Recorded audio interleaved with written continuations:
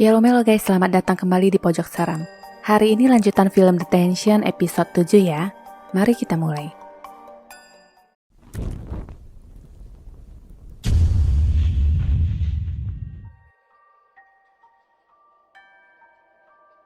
Hari yang cerah di mana Inspektur Bai tampak memandangi patung seorang presiden di sekolahan Greenwood.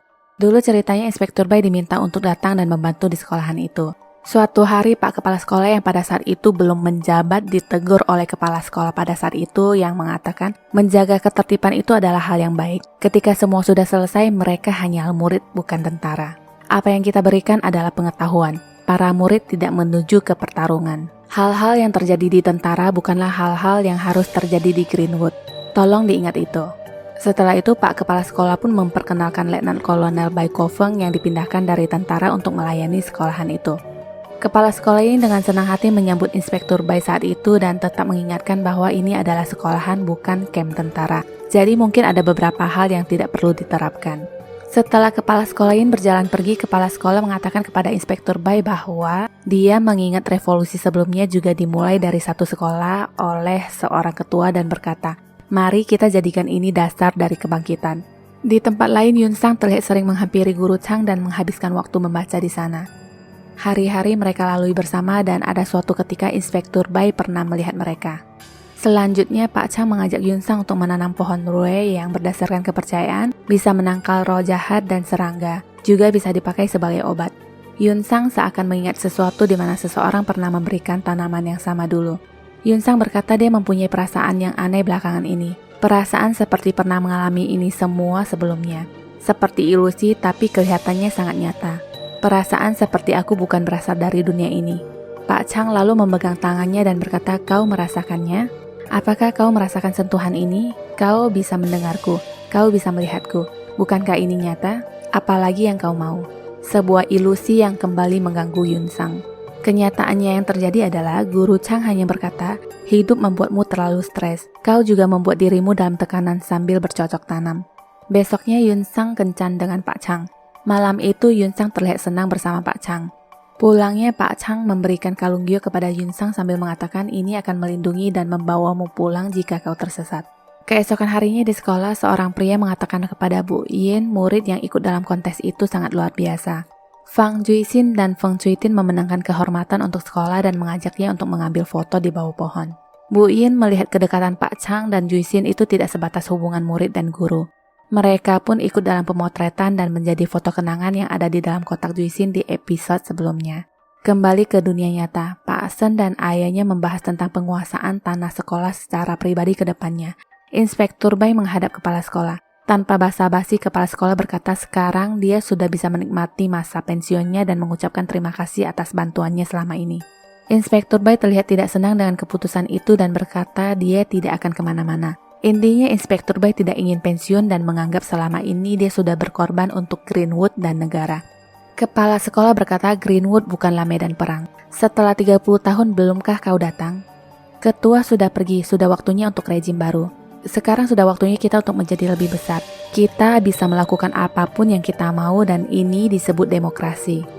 Inspektur Bai mengatakan jangan memberinya perkataan yang tidak berarti dan dia mengaku mengetahui kebusukan-kebusukan yang dilakukan kepala sekolah selama ini. Sebelum selesai ngomong, kepala sekolah memukul meja dan meneriakinya, "Tinggalkan beberapa martabat untuk dirimu sendiri. Kau juga tidak akan lepas dari tuduhan untuk apa yang terjadi sebelumnya." Inspektur Bai hanya bisa terdiam dan kembali ke ruangannya dengan penuh rasa kecewa. Di tempat lain, Wen Liang meluncur ke sekolahan dan memanggil Yun Sang. Setelah membalikkan badan, wajah itu mengingatkan Wen Liang dengan foto siswi yang ada di album bernama Feng Juixin.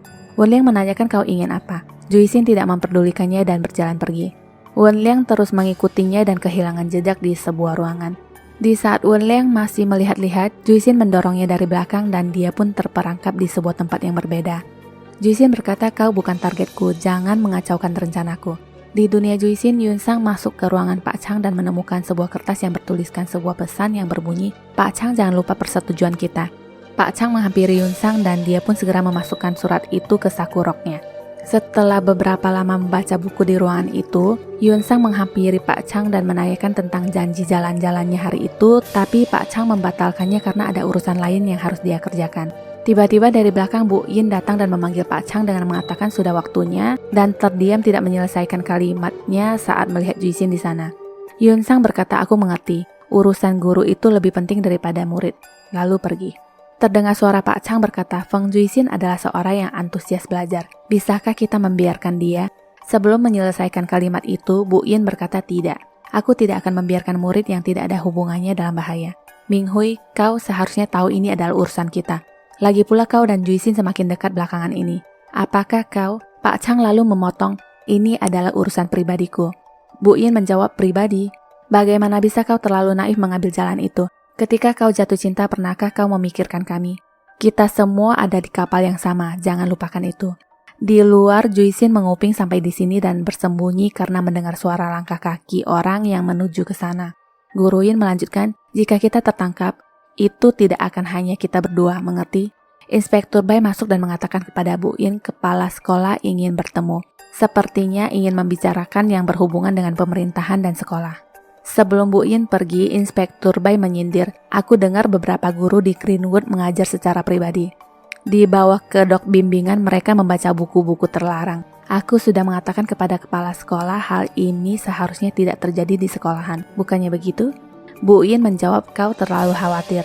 Aku akan bertemu dengan kepala sekolah sekarang. Inspektur Bai melanjutkan, guru juga seharusnya berhati-hati dan menjaga jarak dengan murid sambil melihat ke Pak Chang. Yun Sang pun pergi menemui Chun Ting di kelasnya. Yun Sang bertanya kepadanya apa yang sebenarnya mereka lakukan dan buku apa yang mereka baca. Dia berkata ingin tahu dan ingin bergabung. Apakah buku yang ada di laci tempo hari itu punya kalian? Chun Ting pun membenarkan dan mengeluarkan sebuah radio dan memutarnya. Dia menyuruh Yun Sang berjanji tidak memberitahu siapapun untuk apa yang telah dibicarakannya. Yun Sang pun mengiyakan.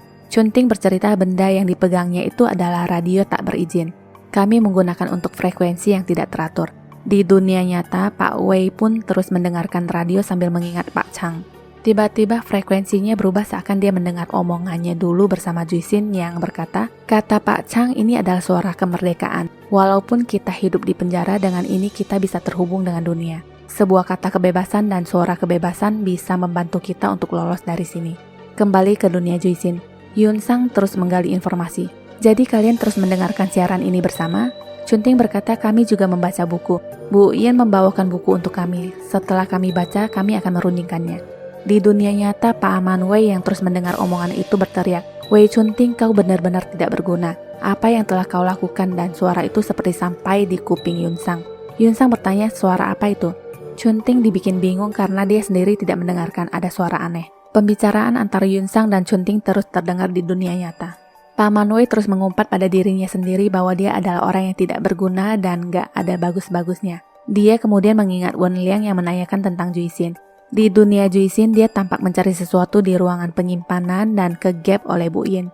Bu Yin pun langsung menyecernya dengan menanyakan tujuannya. Juisin membalikkan ke guru Yin menanyakan hal yang sama. Bu Yin mengatakan, kau mungkin tidak akan bisa mengerti apa yang kau pikir penting sekarang, mungkin akan berubah setelah kau bertumbuh.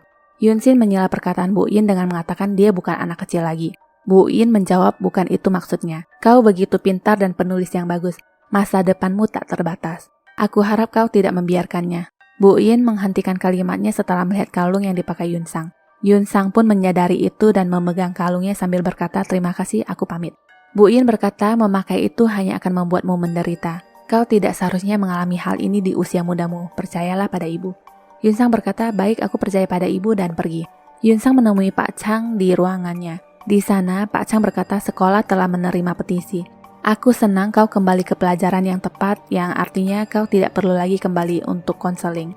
Yun Sang berkata dia tidak mengerti dan Pak Chang menyuruhnya untuk kembali ke kelas. Di sini, Yun Sang mulai salah paham dan menganggap ini semua yang dimaksud persetujuan penting antara Guru Yin dan Guru Chang. Guru Chang tidak menggubris itu dan mengatakan aku sudah selesai melakukan tugasku. Kau harus pergi. Yun Sang melepas kalungnya dan pergi. Yun Sang kembali bertemu dengan Chun Ting yang sepertinya memang ada janji temu sebelumnya. Awalnya Chun Ting masih sangat ragu untuk memberikan daftar buku yang sangat penting itu. Tapi Yun Sang menggunakan kepintarannya untuk meyakinkan Chun Ting dengan mengatakan satu seharusnya cukup untuk mencari pengetahuan. Itu adalah jalan satu-satunya untuk lolos dari sini, seolah-olah mereka mempunyai tujuan yang sama. Nah, gue ingatkan lagi ya guys, di dunia Juisin, Yun Sang yang kalian lihat ini adalah Juisin. Ro Yun Sang hanya diajak menyaksikan dan mengalami apa yang terjadi dengan Juisin dulu tanpa ada perubahan sama sekali. Keesokan harinya Yun Sang tampak ditanyai oleh kepala sekolah tentang beberapa hal menyangkut grup membaca di sekolah. Kepala sekolah berkata dia tahu bahwa sebuah grup membaca ilegal telah terbentuk di sekolahan. Pak Chang dan Bu Yin terlibat di dalamnya walaupun tidak tahu siapa yang memulai. Kepala sekolah menginginkan bantuannya. Yun Sang berkata tidak mengerti apa yang dia maksud. Inspektur Bai langsung membentak Yun Sang dengan menanyakan apa hubungan antara dia dan Guru Chang. Bagaimana bisa kau dekat dengan Guru Chang? Jangan pikir aku tidak tahu, selama ini aku telah mengawasi kalian. Apakah kau juga bergabung dalam klub buku? Kau hanya pintar menyembunyikannya. Walaupun Yun Sang berkata tidak dan tidak tahu, Inspektur Bai kini menggunakan kekerasan dengan menjambak rambut Yun Sang dan memaksanya untuk mengaku. Yun Sang terus berkata tidak tahu dan atas arahan kepala sekolah, Inspektur Bai lalu melepaskan tangannya. Kepala sekolah berkata selama kau menemukan bukti, aku berjanji Pak Chang tidak akan terlibat. Nah, sampailah pada hari penangkapan di sekolahan itu seperti di awal cerita. Guru Chang dituduh melibatkan para murid dan mengajarkan mereka ide subversif. Kepala sekolah menyerahkan sebuah surat dan mengatakan bahwa Yun Sang telah dieksploitasi oleh Pak Chang Ming Hui. Kau gadis yang polos, Pak Chang mengambil kesempatan darimu. Di bawah samaran sebagai seorang pengajar, dia menanamkan ide subversif dan keramat tamahannya hanyalah kepalsuan. Sewaktu Yun Sang kembali ke kelas, semua murid mencibirnya tidak tahu malu yang menjalin hubungan dengan seorang guru. Dan cibiran-cibiran lainnya juga coretan-coretan di mejanya dengan berbagai macam kata makian. Yun Sang hanya bisa menyesali apa yang terjadi dan mengingat masa-masanya bersama Pak Chang. Yun Sang membaca surat yang ditinggalkan Pak Chang untuknya. Isi surat itu adalah, Juisin, aku melakukan yang terbaik yang aku bisa denganmu. Tapi itu adalah tugasku. Kesepianmu membuat kau salah paham bahwa hubungan kita adalah cinta. Berhentilah membayangkan adanya cinta di antara kita. Aku tidak akan lagi hadir di hidupmu. Kau harus menyelesaikan dan fokus pada pelajaranmu. Aku harap kau akan bersinar di dunia yang kecil.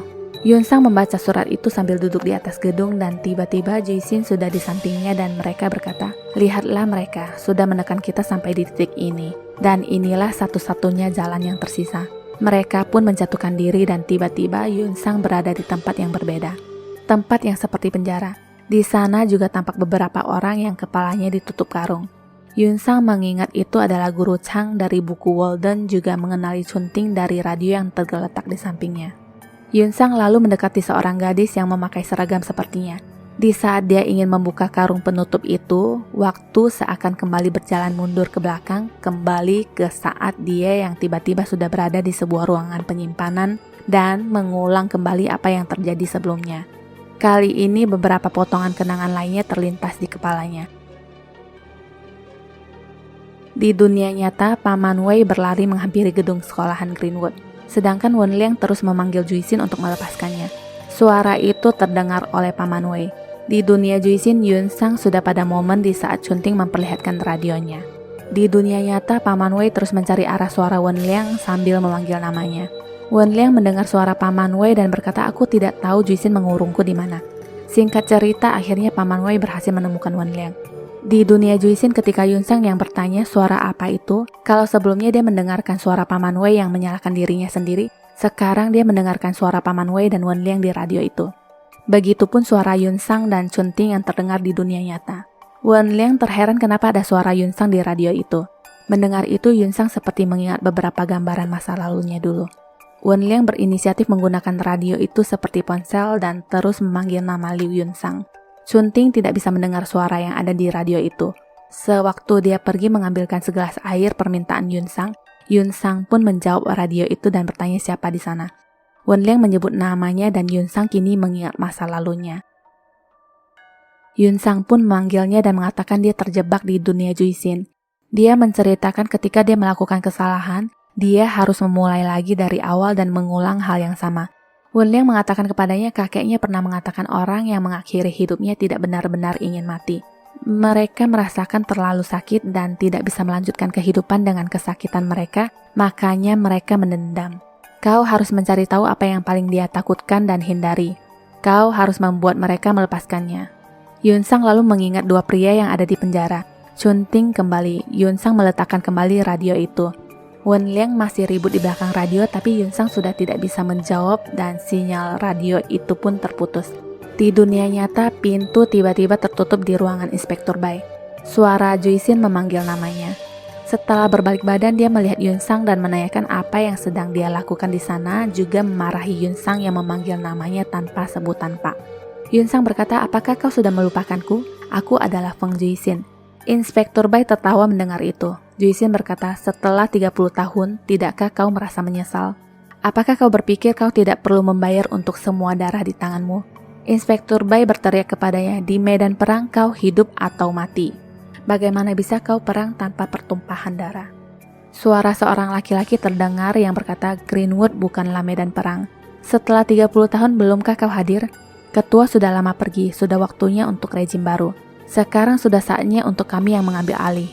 Itu adalah perkataan kepala sekolah kepadanya beberapa waktu yang lalu. Juisin berkata, apakah kau sudah lupa apa yang kepala sekolah katakan kepadamu? Inspektur Bai pun berteriak mengatakan, aku tidak pernah tunduk pada ancaman. Tiba-tiba dia merasa seperti dicekik. Juisin berkata, temanmu sudah mengkhianatimu sejak lama. Imanmu juga sudah menelantarkanmu. Kaulah satu-satunya orang bodoh yang hidup dalam kebohongan. Tiba-tiba Inspektur Bai sudah berdiri di atas panggung dengan tali di leher di depan para tahanan seperti di masanya dulu. Sebuah pengumuman terdengar yang berkata Inspektur Bai mengabdikan dirinya di militer dan dia akan meninggalkan kita hari ini. Negara akan mengingat semua kontribusinya. Negara berterima kasih disertai tepuk tangan para hadirin hantu itu. Delusi yang diciptakan Juisin di mana seolah-olah kepala sekolah lah yang mengumumkan itu. Inspektur Bai semakin terangkat dan akhirnya tergantung di atas panggung. Bersambung. Terima kasih sudah menyaksikan shortcut film ini. Jangan lupa subscribe, like, and share. Juga menyalakan lonceng notifikasi untuk updatean film lainnya ya. Sampai jumpa.